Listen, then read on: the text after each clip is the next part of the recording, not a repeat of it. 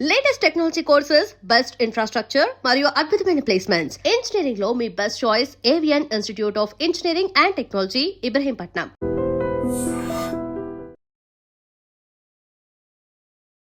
నమస్కారం, welcome to I dream. ధర్మ మార్గం విత్ విజిత కార్యక్రమానికి స్వాగతం.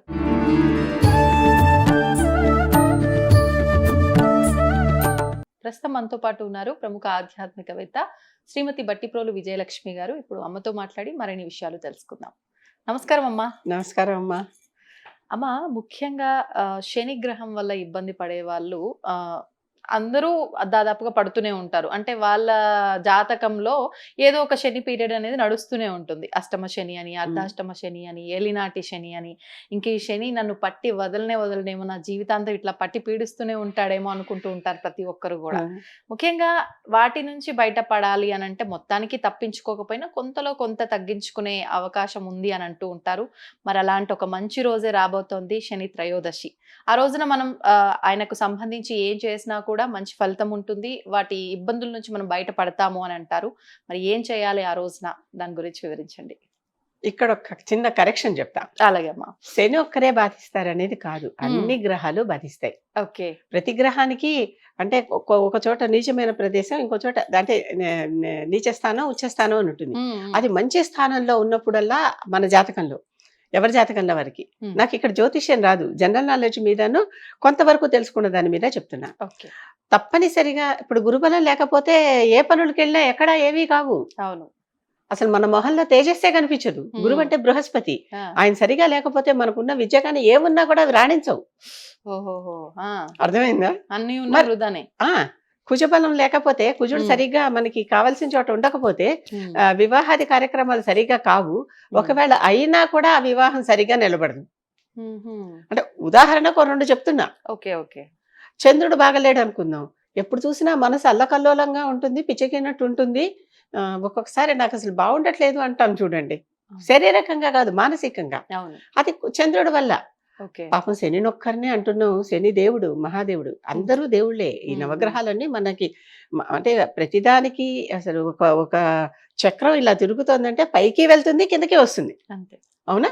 కనుక అన్ని దశలు అన్ని గ్రహాలకి ఉంటాయి. కనుక శని నొక్కరిని అనొద్దు. ఉన్న 12 గళ్ళలో ఎక్కడో చోట ఏవో చోట ఆయన ఉండాలి. 4 అంటే లగ్నం నుంచి 4వ గళ్ళలో ఉంటేనేమో అర్ధాష్టమం అన్నాం, అర్ధాష్టమం అంటే 4 కదా. 8వ గళ్ళలో ఉంటేనేమో అష్టమ శని అంటున్నాం. అవి రెండు కాకుండా అసలు ఏనాటి శని అనేది ఏంటంటే అప్పుడప్పుడు ఒకసారి 30 ఏళ్ళకు ఒకసారి అది తిరుగుతుంది చక్రం. 7.5 ఏళ్ల పాటు ఉంటుంది. Okay okay. అంటే మన జన్మ గడిలో కాకుండా, లగ్నం గడిలో కాకుండా ఒక గడి ముందర అక్కడ 2.5 ఏళ్ళు ఉంటుంది. ఆ జన్మ లగ్నం గడిలో 2.5 ఏళ్ళు ఉంటుంది, తర్వాత 2.5 ఏళ్ళు ఉంటుంది. మొత్తం కలిపి 7.5 ఏళ్ళు ఉంది. ఈ 7.5 ఏళ్ల పాటు ఇవన్నీ మనకు కొంచెం ఇబ్బందులు కలుగుతూనే ఉంటాయి. కానీ శని ఎలాంటి వాడంటే వచ్చేటప్పుడు మంచి చేస్తే వెళ్ళేటప్పుడు కొంచెం ఏదో ముట్టికాయ ముట్టి వెళ్తాడు.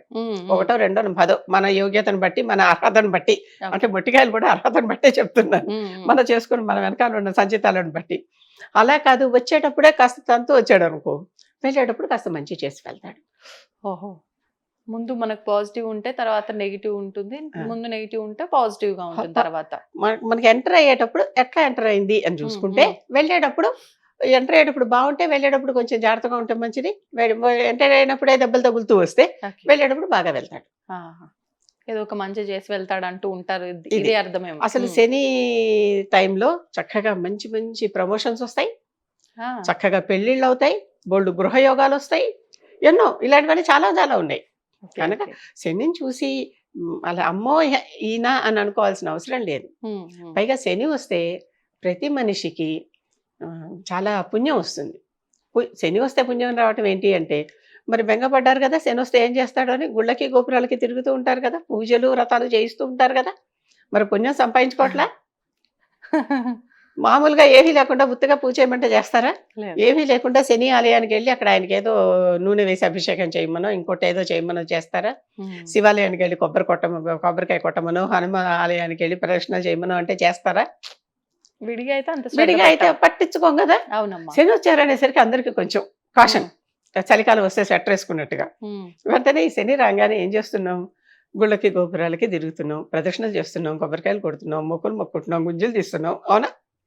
కనుక పుణ్యం పెరుగుతుందా లేదా? పెరుగుతుంది. అది కనుక ఎప్పుడు అది నెగటివ్ ఫ్యాక్టర్ లాగా అసలు చూడద్దు. ఓకే. ఓకే. అది కూడా తప్పదు, తప్పనిసరిగా మన జీవిత చక్రంలో ఉండవలసిన దశలు. మరి మిగిలిన వచ్చినా కూడా ఇలాంటి అప్ అండ్ డౌన్స్ వస్తున్నాయని చెప్పాను కదా. అవును. ఇప్పటికీ వివాహానికి కుజదోషం చూస్తూనే ఉంటారు. అది ఉంటే మటుకు పెళ్ళిళ్ళు సరిగా కావు, అయినా కూడా పెళ్ళిళ్ళు సరిగా నిలవు. ఓకే. నిలిచినా ఎప్పుడు కొట్టుకుంటూనే ఉంటారు. అంటే మనసులు సరిపోవు. ఒక ఇంట్లో ఉండొచ్చు, మనసులు సరిపోవు, ఇలాంటివన్నీ. కనుక దోషం అనేది దేనికైనా రావచ్చు, శనికి రావచ్చు. ఇంకా శని వస్తున్నారు, శని త్రయోదశి నాడు ఏం చేయాలి అని. త్రయోదశి అంటే శనికి ఇష్టం, శివుడికి కూడా త్రయోదశి ఇష్టం. శనీశ్వరుడు అన్నాం కదా ఒక్కొక్కసారి. యాక్చువల్లీ ఆయన పేరేంటి? శనైశ్చరుడు. శనైశ్చరుడు, శనైశ్చరహ అంటే శని అంటే నెమ్మదిగా, చరహ నడిచేవాడు. ఎందుకంటే కాలుకి ఒకసారి దెబ్బ తగిలింది, 2 సార్లు తగిలిందిలే. ఒకసారి ఏమో ఒక ఋషి వల్ల తగిలింది, ఒకసారి ఏమో రావణుడి వల్ల తగిలింది. ఈ 2 దెబ్బలు తగలటం వల్ల ఏమైంది? గబగబా పాదాలు వేసి నడవలేడు. ఓకే. కాలు దెబ్బలు తగిలితే కొంచెం కుట్టుతాం కదా, కొద్ది కొద్దిగా నెమ్మది. అందుకని ఒకసారి శని ఎంటర్ అయితే మహర్దశ వస్తే 19 ఏళ్ళు కదలదు. అంటే పాజిటివ్ గా అసలు ఆ శని మహర్దశ జీవితంలో వస్తే ప్రతి గ్రహానికి మనకు దశ ఉంటుంది. ఆ దశ ఫుల్ ఉంటుంది. ఈ దశలన్నీ మొత్తం కలుపుకుంటే మనకి 120 ఏళ్ళు బతకాలి. ఒక మనిషి ఆయుర్దాయం, పరిపూర్ణ ఆయుర్దాయం అంటామే అది 120 ఏళ్ళు. ఓహో. అన్ని దశలు ఫుల్ గా కంప్లీట్ గా తిరగాలంటే. ఓకే. ఓకే. సపోజ్ రవి మహాదశలో మళ్ళీ తిరిగి రవి మహాదశ దాకా వాళ్ళు చేరుకోవాలంటే అన్నేళ్ళు పడతాయి. అంటే పరిపూర్ణ ఆయుర్దాయం అంటే అది. అందుకని 60 ఏళ్ళకి అర్ధాయుష్ అని అంటారు. అవును. అందుకని అర్ధాయుష్ అయిపోయింది కనుక అప్పుడేవో పూజలు అవి చేయించుకుంటూ ఉంటారు. ఆ తర్వాత నుంచి కొంచెం వృద్ధాప్య చిహ్నాలు కనిపిస్తూ, ఎందుకంటే మన స్కేలు సగం దాకా ఎక్కాక మిగిలిన సగం పాడాలి కదా. అవును. సైన్ గ్రాఫ్ అంటాం మేము. ఇది పైకి వెళ్తుంది, మళ్ళీ అక్కడి నుంచి కిందకు వస్తుంది. కిందకు వచ్చేటప్పుడు వచ్చిన దగ్గర నుంచి ప్రతి మైల్ స్టోన్ లోను 5 ఏళ్ళకి 10 ఏళ్ళకి కొంచెం శరీరంలోనూ మార్పులు కనిపిస్తాయి, ఆరోగ్యంలో మార్పులు కనిపిస్తాయి, మనం ఏమన్నా రిసీవ్ చేసుకోవటంలో మార్పులు కనిపిస్తాయి. ఇలాంటి మార్పులు మనం గమనిస్తూనే ఉంటాం. 60 నుంచి 65, 70, 75, 80, 85 ఇవన్నీ గమనిస్తూ ఉంటాం.